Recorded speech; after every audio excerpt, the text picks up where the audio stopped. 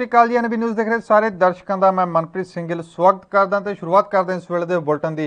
सो पंजाब के एक निजी चैनल पर अपनी वैबसाइट से सूत्रों के हवाले तो स्टोरी लिखी सी जिस दे विच उन्होंने अरविंद केजरीवाल और सुखदेव सिंह ढींडसा की फोटो शेयर करते हुए ये कहा सी कि आम आदमी पार्टी और श्रोमणी अकाली दल संयुक्त विचकार गठजोड़ हो सकता है, जिस विच 20 सीटां श्रोमणी अकाली दल संयुक्त ਦੀਆਂ ਦਿੱਤੀਆਂ ਜਾਣਗੀਆਂ ਤੇ ਇਸ ਦੇ ਐਲਾਨ जो है 1 ਜਾਂ 2 दिन ਦੇ ਵਿੱਚ ਹੋ ਸਕਦਾ है। ਇਹ ਨਿੱਜੀ ਚੈਨਲ ਨੇ जानकारी दी सी। सो इसका स्पष्टीकरण देंदे हुए आम आदमी पार्टी के नेता राघव चट्ठा ने कहा कि पंजाब दे विच आम आदमी पार्टी का सह प्रतिभा होने के नाते ये स्पष्ट करते हैं कि श्रोमणी अकाली दल संयुक्त के नाल गठजोड़ का कोई भी फैसला नहीं लिया गया है तो ना ही इस संबंधी कोई गलबात चल रही है।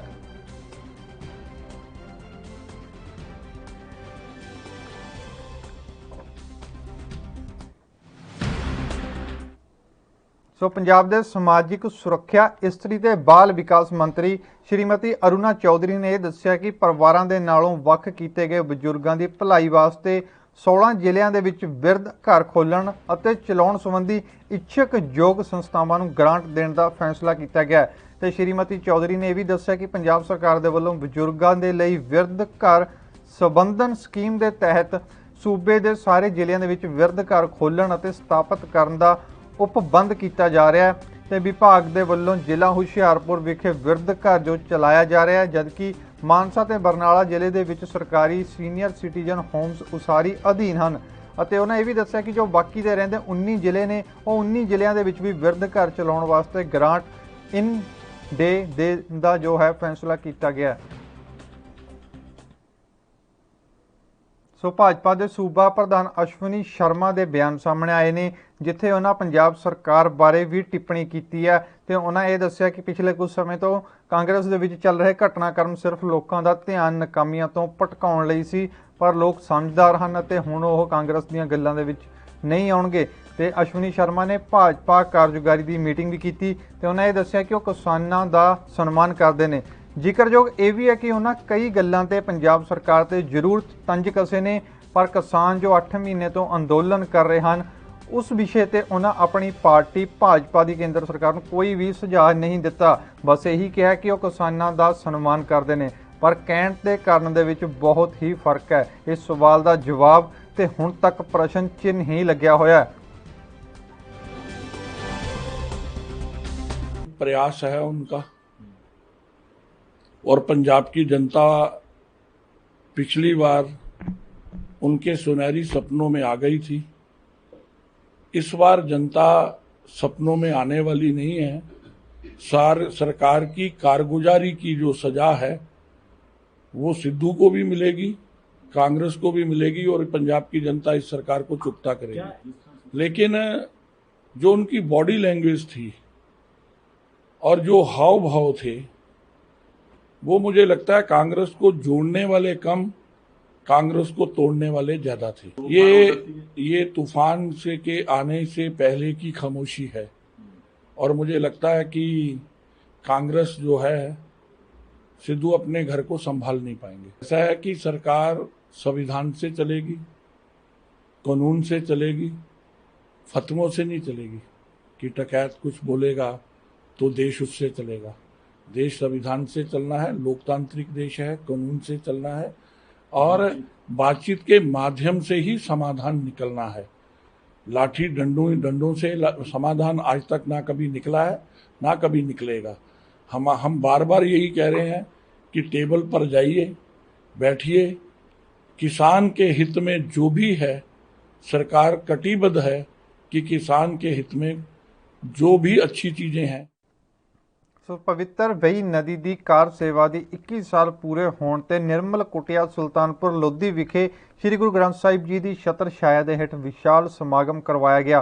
तो निर्मल कुटिया के विच रखे गए श्री अखंड पाठ साहिब के भोग पाए गए तो नाल ही हजूरी रागी जथे ते सीचेवाल विद्यालय के विद्यार्थियों ने कीर्तन करके संगतां नूं निहाल किया। तो समागम दे विच राजनीतिक धार्मिक ते समाजिक जथेबंदियों के आगुआं दे वल्लों शमूलीयत भी की गई है और देश विदेश दीयां संगतां ने भी समागम का आनंद माणिया।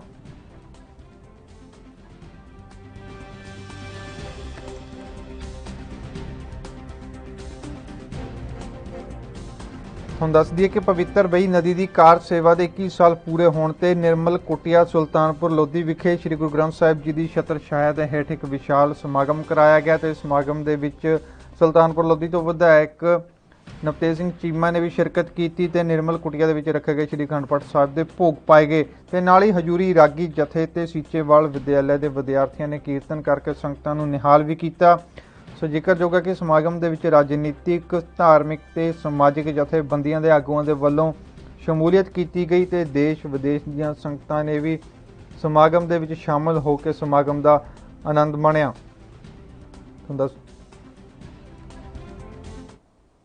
ਸੋ ਵੇਲਾ ਹੋ ਚੁੱਕਿਆ ਇੱਕ ਛੋਟੇ ਜਿਹੇ ਬ੍ਰੇਕ ਦਾ ਤੇ ਜਲਦ ਹਾਜ਼ਰ ਹੋਵਾਂਗੇ ਬ੍ਰੇਕ ਤੋਂ ਬਾਅਦ।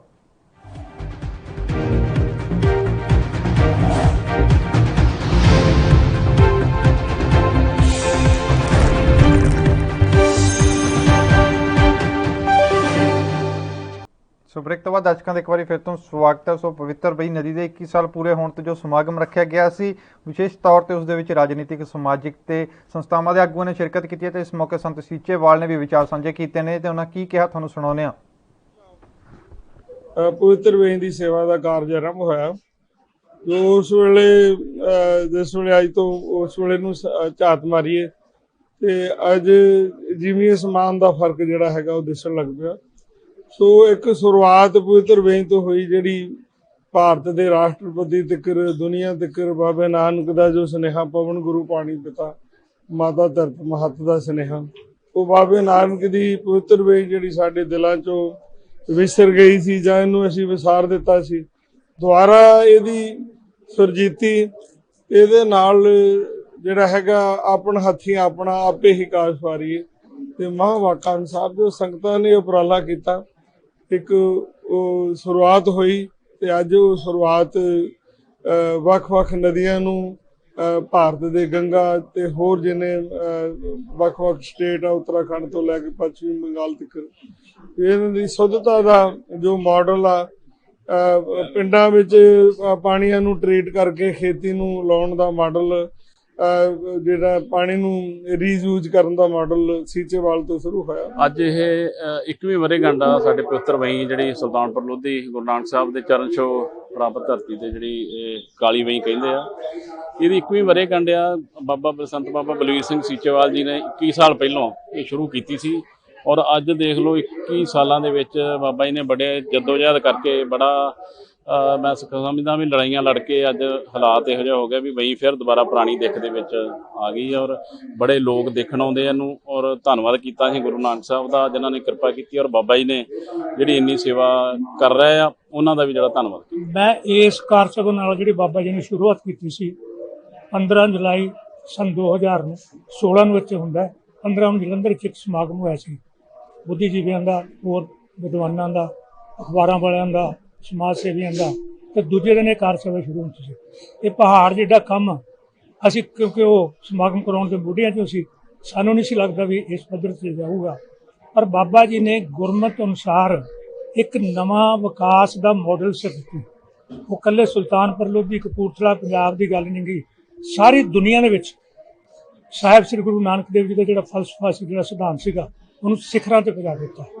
ਵਾਤਾਵਰਣ ਦੀ ਸ਼ੁੱਧੀ ਤੋਂ ਬਗੈਰ ਹੁਣ ਵਾਤਾਵਰਣ ਦੀ ਪਲੀਤੀ ਉਹ ਤੋਂ ਬਾਅਦ ਹੋਰ ਜ਼ਿਆਦਾ ਹੋ ਗਈ ਆ, ਪਰ ਜਿਹੜੀ ਇਹ ਕਾਰਜ ਦੀ ਸ਼ੁਰੂਆਤ ਹੋਈ ਆ ਸੰਗਤਾਂ ਦੇ ਸਹਿਯੋਗ ਨਾਲ, ਗੁਰਮਤ ਤੋਂ ਸੇਧ ਲੈ ਕੇ ਬਾਬਾ ਜੀ ਦੀ ਅਗਵਾਈ ਹੇਠ, ਇਹ ਆਪਣੀ ਮਿਸਾਲ ਆਪ ਹੀ ਆ। 20 ਸਾਲ 'ਚ ਇੰਨਾ ਕੁਝ ਵਾਪਰਿਆ, ਇੰਨੇ ਰੁੱਖ, ਇੰਨਾ ਕੁਝ ਮੁੜ ਕੇ ਆ ਗਿਆ, ਮੱਛੀਆਂ ਮੁੜੇ ਆਈਆਂ, ਜੰਗਲੀ ਜੀਵ ਮੁੜੇ ਆਏ, ਪੰਛ ਕੋਟਕ ਜਿਹੜੇ ਪਾਣੀ ਵਾਲੇ ਜੀਵ ਨੇ ਮੁੜੇ ਆਏ। ਔਰ ਇਸ ਵਈ ਦੀ ਜੋ ਦੁਰਦਸ਼ਾ ਸੀ ਉਹ ਅਸੀਂ ਆਪਣੀ ਅੱਖੀਂ ਵੇਖੀ ਹੈ। ਗੁਰੂ ਨਾਨਕ ਦੇਵ ਜੀ ਦੇ ਮੂਲ ਮੰਤਰ ਨਾਲ, ਬਾਣੀ ਨਾਲ, ਫਲਸਫੇ ਨਾਲ ਸੰਬੰਧਿਤ ਇਹ ਪਵਿੱਤਰ ਵਈ ਹੈ, ਜਿੱਥੇ ਗੁਰੂ ਜੀ ਨੇ ਨਾਮ, ਦਾਨ, ਇਸ਼ਨਾਨ, ਗਾਨ ਤੇ ਵਜਾਨ ਦੇ ਜਿਹੜੇ ਸਿੱਖੀ ਦੇ ਬੀਜ ਰੂਪ ਨੇ ਉਹਨਾਂ ਦੀ ਇੱਥੋਂ ਸ਼ੁਰੂਆਤ ਹੋਈ। ਪਵਿੱਤਰ ਸ਼ਹਿਰ, ਪਵਿੱਤਰ ਵਈ, ਲੇਕਿਨ ਉਸ ਦੀ ਦੁਰਦਸ਼ਾ ਹੋ ਚੁੱਕੀ ਸੀ। ਉਹਨਾਂ ਪਾਣੀਆਂ ਨੂੰ ਸੰਭਾਲਣ ਦੀ ਸੇਵਾ, ਉਸ ਵਾਤਾਵਰਨ ਨੂੰ ਸੰਭਾਲਣ ਦੀ ਸੇਵਾ ਗੁਰੂ ਮਹਾਰਾਜ ਦੀ ਕਿਰਪਾ ਦੇ ਨਾਲ ਸੰਤ ਬਾਬਾ ਬਲਬੀਰ ਸਿੰਘ ਜੀ ਦੇ ਹਿੱਸੇ ਆਈ। ਧਰਤ ਸੁਹਾਵੀ ਦੇ ਵਿੱਚ ਜਦੋਂ ਇੰਟਰੈਕਸ਼ਨ ਹੋਇਆ, ਗੱਲਾਂ ਕੀਤੀਆਂ ਗਈਆਂ, ਚਿੰਤਕਾਂ ਨੇ ਚਿੰਤਾ ਜ਼ਾਹਰ ਕੀਤੀ ਤੇ ਬਾਬਾ ਜੀ ਨੇ ਕਿਹਾ ਵੀ ਗੱਲੀ ਜੋਗ ਨਾ ਹੋਏ, ਆਓ ਆਪਾਂ ਅਮਲੀ ਰੂਪ ਵਿੱਚ ਅੱਜ ਤੋਂ ਹੀ ਇਹ ਕੰਮ ਸ਼ੁਰੂ ਕਰ ਦਈਏ। ਸੋ ਜਿਵੇਂ ਕਿ ਲਾਂਬੜਾ ਸਾਹਿਬ ਨੇ ਕਿਹਾ ਹੈ 15 ਜੁਲਾਈ ਦੀ ਗੱਲ ਹੈ ਤੇ 16 ਜੁਲਾਈ ਨੂੰ ਕੁਦਰਤੀ ਸੰਗਰਾਂਦ ਸੀ। ਸੋ ਸੰਗਰਾਂਦ ਵਾਲੇ ਦਿਹਾੜੇ ਬੇਰ ਸਾਹਿਬ ਵਿਖੇ ਅਰਦਾਸ ਕਰਕੇ ਗੁਰੂ ਮਹਾਰਾਜ ਦਾ ਓਟ ਆਸਰਾ ਲੈ ਕੇ ਅੱਜ ਇਹ ਵੇਖਣ ਲਾਇਕ ਹੈ ਔਰ ਸਾਰੀ ਦੁਨੀਆ ਦੇ ਨਕਸ਼ੇ ਤੇ ਹੈ ਔਰ ਬਾਬਾ ਜੀ ਨੂੰ ਯੂਨੈਸਕੋ ਤੱਕ ਇਸ ਗੱਲ ਵਾਸਤੇ ਮਾਨ ਸਨਮਾਨ ਪ੍ਰਾਪਤ ਹੋਇਆ।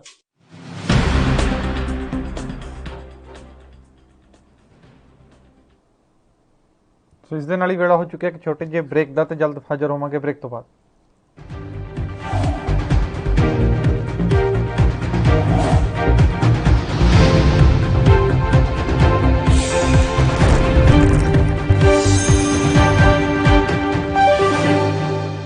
ਸੋ ਬ੍ਰੇਕ ਤੋਂ ਬਾਅਦ ਦਰਸ਼ਕਾਂ ਦਾ ਇੱਕ ਵਾਰੀ ਫਿਰ ਤੋਂ ਸਵਾਗਤ ਹੈ ਤੇ ਰੁਕ ਕਰਦੇ ਹਾਂ ਅਗਲੀ ਖਬਰ ਦਾ, ਜਿੱਥੇ ਕਿ ਦੇਸ਼ ਦੇ ਵਿੱਚ ਦਿਨ ਬ ਦਿਨ ਮਹਿੰਗਾਈ ਜੋ ਵੱਧਦੀ ਜਾ ਰਹੀ ਹੈ ਤੇ ਵੱਧ ਰਹੀ ਮਹਿੰਗਾਈ ਦੇ ਕਾਰਨ ਪੈਟਰੋਲ ਡੀਜ਼ਲ ਦੇ ਨਾਲ ਨਾਲ ਰਸੋਈ ਗੈਸ ਦੀਆਂ ਕੀਮਤਾਂ 'ਚ ਵੀ ਦਿਨ ਬ ਦਿਨ ਬਹੁਤ ਜ਼ਿਆਦਾ ਜੋ ਹੈ ਵਾਧਾ ਹੋ ਰਿਹਾ ਤੇ ਦੇਸ਼ ਵੱਧ ਰਹੀ ਮਹਿੰਗਾਈ ਦੇ ਖਿਲਾਫ ਚੰਡੀਗੜ੍ਹ ਦੇ ਵਿੱਚ ਯੂਥ ਕਾਂਗਰਸ ਦੇ ਦੁਆਰਾ ਭਾਜਪਾ ਸਰਕਾਰ ਦੇ ਦਫ਼ਤਰ ਦੇ ਕੋਲ ਜੋ ਹੈ ਰੋਸ ਪ੍ਰਦਰਸ਼ਨ ਕੀਤਾ ਗਿਆ ਤੇ ਇਸ ਮੌਕੇ ਯੂਥ ਕਾਂਗਰਸ ਦੇ ਆਗੂਆਂ ਦੇ ਦੁਆਰਾ ਆਪਣੇ ਮੋਢਿਆਂ ਤੇ ਸਿਲੰਡਰ ਅਤੇ ਲੱਕੜਾਂ ਚੁੱਕ ਕੇ ਲਿਆਂਦੀਆਂ ਗਈਆਂ ਤੇ ਇਸ ਮੌਕੇ ਤੇ ਯੂਥ ਆਗੂਆਂ ਨੇ ਇਹ ਕਿਹਾ ਕਿ ਕਾਂਗਰਸ ਸਰਕਾਰ ਨੇ ਦੇਸ਼ 'ਚ ਲੋਕਾਂ ਦੇ ਘਰ ਘਰ ਸਿਲੰਡਰ ਪਹੁੰਚਾਏ ਸੀ, ਪਰ ਮੋਦੀ ਸਰਕਾਰ ਦੇ ਦੁਆਰਾ ਲਗਾਤਾਰ ਮਹਿੰਗਾਈ 'ਚ ਵਾਧਾ ਕਰਕੇ ਦੇਸ਼ ਦੇ ਵਿੱਚ ਮੁੜ ਲੱਕੜਾਂ ਤੇ ਲੋਕਾਂ ਨੂੰ ਲਿਆ ਦਿੱਤਾ ਤੇ ਵੱਧ ਰਹੀ ਮਹਿੰਗਾਈ ਦੇ ਕਾਰਨ ਲੋਕ ਸਿਲੰਡਰ ਭਰਾਉਣ ਤੋਂ असमर्थ हो गए ने।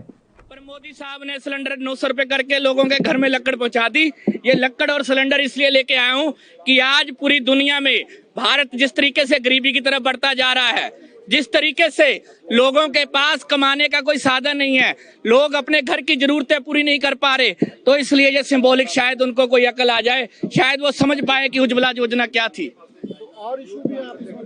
देखिए आज का जो घेराव था हमारे साथियों का इसलिए था कि जो भाजपा की लगातार इस देश की लोकतंत्र पे, इस देश के मध्य वर्ग पे, गरीब पे, जेब पे जो डाका मारा जा रहा है, लोकतंत्र को खत्म किया जा रहा है, प्रेस की आजादी छीनी जा रही है।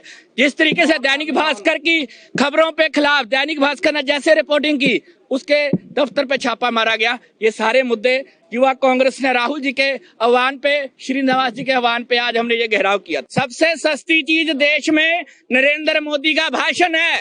राशन नहीं सस्ता मिलता, तेल जो 70 रुपए मिल जाता था सरसों का आज 220 रुपए मिल रहा है। पूछो पुलिस वालों को कि कैसे रोटी खानी पड़ रही है। ਪੈਟਰੋਲ ਡੀਜ਼ਲ ਨੂੰ ਲੈ ਕੇ, ਗੈਸ ਨੂੰ ਲੈ ਕੇ ਅਸੀਂ ਪ੍ਰੋਟੈਸਟ ਕਰ ਰਹੇ ਹਾਂ ਮੋਦੀ ਸਰਕਾਰ ਦੇ ਖਿਲਾਫ, ਬੀਜੇਪੀ ਦੀ ਸਰਕਾਰ ਦੇ ਖਿਲਾਫ, ਜਿਹੜੀ ਆਰਐਸਐਸ ਦੀ ਸਰਕਾਰ।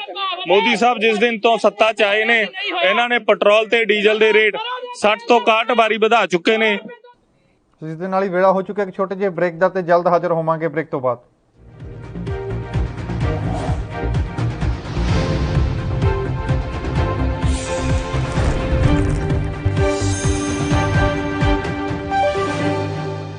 ਸੋ ਬ੍ਰੇਕ ਤੋਂ ਬਾਅਦ ਦਰਸ਼ਕਾਂ ਦਾ ਇੱਕ ਵਾਰੀ ਫਿਰ ਤੋਂ ਸਵਾਗਤ ਹੈ ਤੇ ਰੁਕ ਕਰਦੇ ਹਾਂ ਅਗਲੀ ਖਬਰ, ਜਿੱਥੇ ਕਿ ਕਰੋਨਾ ਕਾਰਨ ਦੇਸ਼ ਦੇ ਵਿੱਚ ਹੋਰਨਾਂ ਪਬਲਿਕ ਥਾਵਾਂ ਦੀ ਤਰ੍ਹਾਂ ਸਿਨੇਮਾ ਹਾਲ ਵੀ ਜੋ ਹੈ ਬੰਦ ਕਰ ਦਿੱਤੇ ਗਏ ਸੀ, ਜਿਨ੍ਹਾਂ ਨੂੰ ਦਿੱਲੀ ਦੇ ਵਿੱਚ ਕਰੋਨਾ ਦੇ ਘਟੇ ਹੋਏ ਪ੍ਰਭਾਵ ਨੂੰ ਦੇਖਦੇ ਹੋਏ ਦਿੱਲੀ ਸਰਕਾਰ ਨੇ ਦਿੱਲੀ ਦੇ ਵਿੱਚ ਜੋ ਸਿਨੇਮਾ ਨੂੰ ਖੋਲ੍ਹਣ ਦੀ ਆਗਿਆ ਦੇ ਦਿੱਤੀ ਹੈ। ਸਿਨੇਮਾ ਖੋਲ੍ਹਣ ਦਾ ਫੈਸਲਾ ਲਿਆ ਗਿਆ।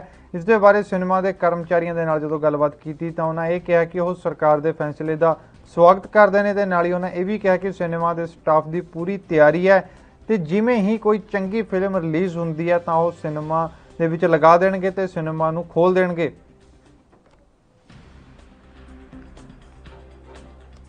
अभी ये गवर्नमेंट ने कल अनाउंस किया है तो हमें अभी टाइम लगेगा इसमें, क्योंकि हमारे पास कोई फिल्म है भाई, कोई एग्रीमेंट नहीं है और फिर स्टाफ का अरेंजमेंट करना है सारा।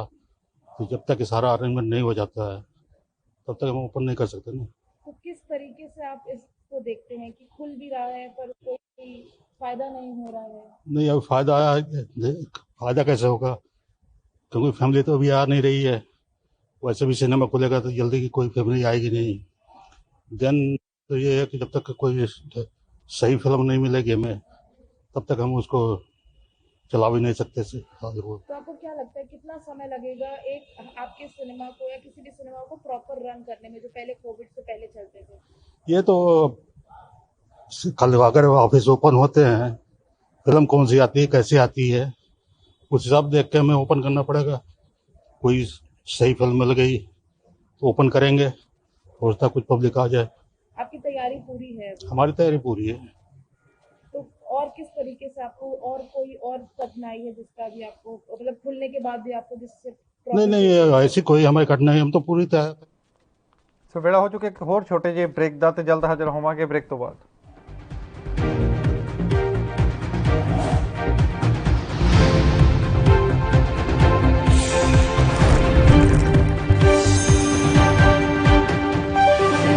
ਸੋ ਬ੍ਰੇਕ ਤੋਂ ਬਾਅਦ ਦਰਸ਼ਕਾਂ ਦਾ ਇੱਕ ਵਾਰੀ ਫਿਰ ਤੋਂ ਸਵਾਗਤ ਹੈ ਤੇ ਰੁਕ ਕਰਦੇ ਹਾਂ ਅਗਲੀ ਖਬਰ ਦਾ, ਜਿੱਥੇ ਕਿ ਸੁਲਤਾਨਪੁਰ ਲੋਧੀ ਦੇ ਵਿੱਚ ਆਮ ਆਦਮੀ ਪਾਰਟੀ ਦੇ ਨੇਤਾਵਾਂ ਨੇ ਪ੍ਰੈਸ ਕਾਨਫਰੰਸ ਕੀਤੀ ਤੇ ਕਿਸਾਨਾਂ ਦੇ ਮਾਮਲੇ ਨੂੰ ਲੈ ਕੇ ਸੂਬੇ ਦੇ ਵਿੱਚ ਜੋ ਸਿਆਸੀ ਜੰਗ ਸ਼ੁਰੂ ਹੋ ਚੁੱਕੀ ਹੈ ਤੇ ਇਸ ਦੇ ਚੱਲਦੇ ਆਮ ਆਦਮੀ ਪਾਰਟੀ ਦੇ ਆਗੂ ਤੇ ਪਦਮ ਸ਼੍ਰੀ ਪਹਿਲਵਾਨ ਸਰਦਾਰ ਕਰਤਾਰ ਸਿੰਘ ਨੇ ਸੂਬਾ ਕਾਂਗਰਸ ਪ੍ਰਧਾਨ ਨਵਜੋਤ ਸਿੰਘ ਸਿੱਧੂ ਤੇ ਪ੍ਰਤੀ ਆਪਣੀ ਟਿੱਪਣੀ ਵੀ ਕੀਤੀ ਹੈ ਤੇ ਉਹਨਾਂ ਇਹ ਵੀ ਕਿਹਾ ਕਿ ਉਹ ਤੇ ਉਹਨਾਂ ਦੇ ਸਾਥੀ ਪਹਿਲਾਂ ਹੀ ਕਿਸਾਨਾਂ ਦੇ ਹੱਕਾਂ ਦੇ ਵਿੱਚ ਜੋ ਉਹਨਾਂ ਨੂੰ ਪਦਮ ਸ਼੍ਰੀ ਤੇ ਹੋਰ ਅਵਾਰਡ ਮਿਲੇ ਸੀ ਉਹਨਾਂ ਨੂੰ ਵਾਪਸ ਕਰਨ ਦੀ ਮੁਹਿੰਮ ਜੋ ਹੈ ਚਲਾ ਚੁੱਕੇ ਨੇ ਤੇ ਉਹਨਾਂ ਦੇ ਨਾਲ ਇਸ ਮੌਕੇ ਤੇ ਹਾਜ਼ਰ ਅਰਜੁਨ ਅਵਾਰਡੀ ਤੇ ਆਮ ਆਦਮੀ ਪਾਰਟੀ ਦੇ ਨੇਤਾ ਸੱਜਣ ਸਿੰਘ ਚੀਮਾ ਨੇ ਇਹ ਕਿਹਾ ਕਿ ਆਮ ਆਦਮੀ ਪਾਰਟੀ ਦੀ ਯੋਜਨਾ ਹੈ ਕਿ ਨੌਜਵਾਨਾਂ ਦੇ ਹੱਥਾਂ ਦੇ ਵਿੱਚ ਕੇਵਲ ਖੇਡ ਦੇ ਲਈ ਗੇਂਦਾਂ ਤੇ ਪੜ੍ਹਾਈ ਦੇ ਲਈ ਕਿਤਾਬਾਂ ਹੋਣੀਆਂ ਜ਼ਰੂਰੀ ਨੇ ਤਾਂ ਜੋ ਉਹਨਾਂ ਦਾ ਧਿਆਨ ਖੇਡਾਂ ਤੇ ਪੜ੍ਹਾਈ ਵੱਲ ਲੱਗੇ। ਵੀਰ ਕਿਸਾਨ ਵੀਰ ਇੱਦਾਂ ਕਈ 26 ਤਰੀਕ ਨੂੰ 27 ਤਰੀਕ ਨੂੰ ਬਸ਼ਾਰਾਂ ਪਾਣੀ ਦੀਆਂ ਝੱਲਦੇ ਰੋਕਾਂ ਲੱਗੀਆਂ ਤੋੜ ਕੇ ਸਾਡੇ ਯੂਥ ਨੇ ਤੇ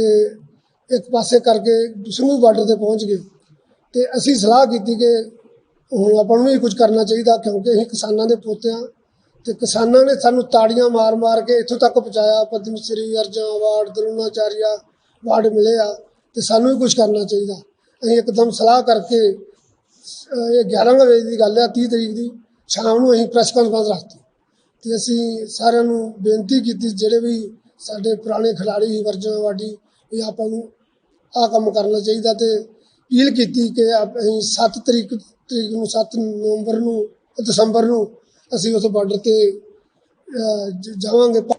ਇਹ ਤੇ ਹੁਣ ਉਹ ਜਾਣਦਾ ਆ ਜਿੱਦਾਂ ਚੀਮਾ ਸਾਹਿਬ ਨੇ ਕਿਹਾ ਕਿ ਉਹਨਾਂ ਨੇ ਮੈਸੇਜ ਵੀ ਕੀਤੇ ਤਾਂ ਉਹਨਾਂ ਨੂੰ ਕਿਉਂਕਿ ਉਹ ਵੱਡੀ ਪਾਵਰ ਵੱਡੀ। ਸੋ ਫਿਲਹਾਲ ਇਸ ਬੁਲਟਨ ਦੇ ਵਿੱਚ ਇੰਨਾ ਹੀ। ਤੁਸੀਂ ਬਣੇ ਰਹੇ ਵੀ ਨਿਊਜ਼ ਦੇ ਨਾਲ ਤੇ ਮੈਨੂੰ ਦਿਓ ਇਜਾਜ਼ਤ। ਧੰਨਵਾਦ।